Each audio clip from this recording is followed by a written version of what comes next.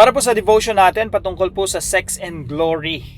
So, ito po yung huling series natin. 7 videos po ito. Pwede nyo pong panoorin, no? Kompletohin po ninyo.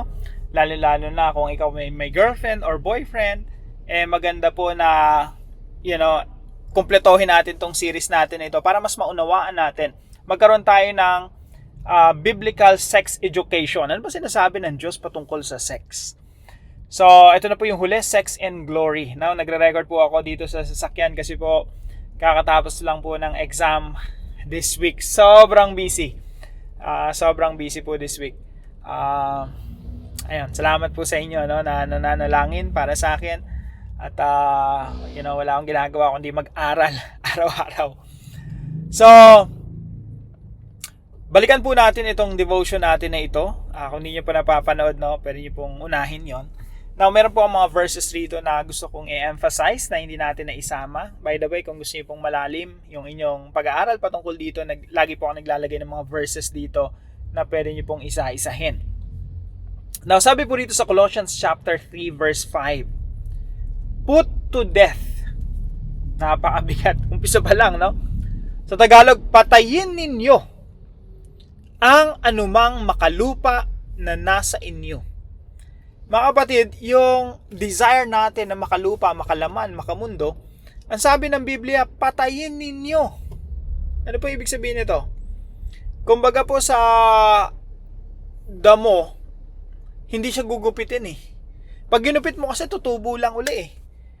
Parang sinasabi rito, pag sinabing patayin, pag ginupit mo kasi yung masamang damo, yung pakalat-kalat na damo dyan, pag ginupit mo yan, buhay pa rin eh. Tutubo pa rin eh. Pero ang sabi rito, patayin ninyo. Ibig sabihin parang yung picture niya, yung larawan niya, bulutin eh. Tanggalin talaga. Hanggang sa pinakaugat. Patayin ninyo ang anumang makalupa na nasa inyo, pakikiapid, karumihan, masamang pita, masasamang pagnanasa, at kasakiman na ito'y pagsamba sa Diyos-Diyosan. Tinatawag itong idolatry sa Bible. So, mga kapatid, lahat po tayo merong evil desires. Lahat po tayo merong mga pagnanasa. Iba't ibang klase lang po ng pagnanasa, no? Now, ang sinasabi po ng Biblia, mga kapatid, talaga, labanan natin ito. Patayin natin ito. Pero ito po ay ginagawa natin sa tulong at biyaya ng Santong Espiritu, sa tulong at biyaya ng Diyos. Ito po ay mapapaglabanan natin. So, put to death, therefore, whatever belongs to your earthly nature, sexual immorality, impurity, lust, evil desires, and greed, which is idolatry. Hindi ko pa alam yung sitwasyon ninyo, mga kapatid. Marahil sa inyo ay nasa gitna ng mga pagsubok, mga tukso. Mga kapatid, this is a beautiful reminder na yung puso natin hindi mapapagkatiwalaan talaga. And we have to put to death the desires of the flesh. At idalangin talaga natin sa Panginoon na tulungan niyo tayo makaiwas sa tukso, makaiwas sa pagkahulog sa kasalanan. Napakatandaan po natin, lahat po ng pinagkatiwala sa atin ng Panginoon, ito po ay pinagkatiwala lang sa atin. That means we are stewards of God's creation. Kasama po yung sex dyan. Sex is a beautiful thing. Ginawa po siya ng Diyos. Kailangan natin pakaingatan bilang mga stewards, bilang mga katiwala ng Diyos. Sabi po rito sa 1 Corinthians chapter 10 verse 31, dito na po tayo magtatapos sa verse na ito. So whether you eat or drink or whatever you do it all for the glory of God.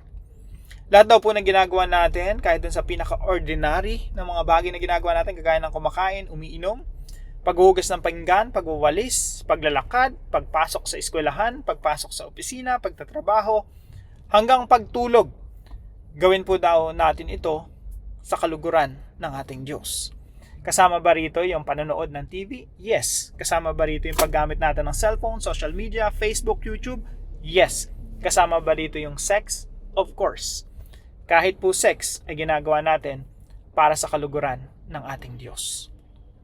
So kung ano po man mga activities natin throughout the day, we have to make sure that we are offering all of those activities for the glory of God.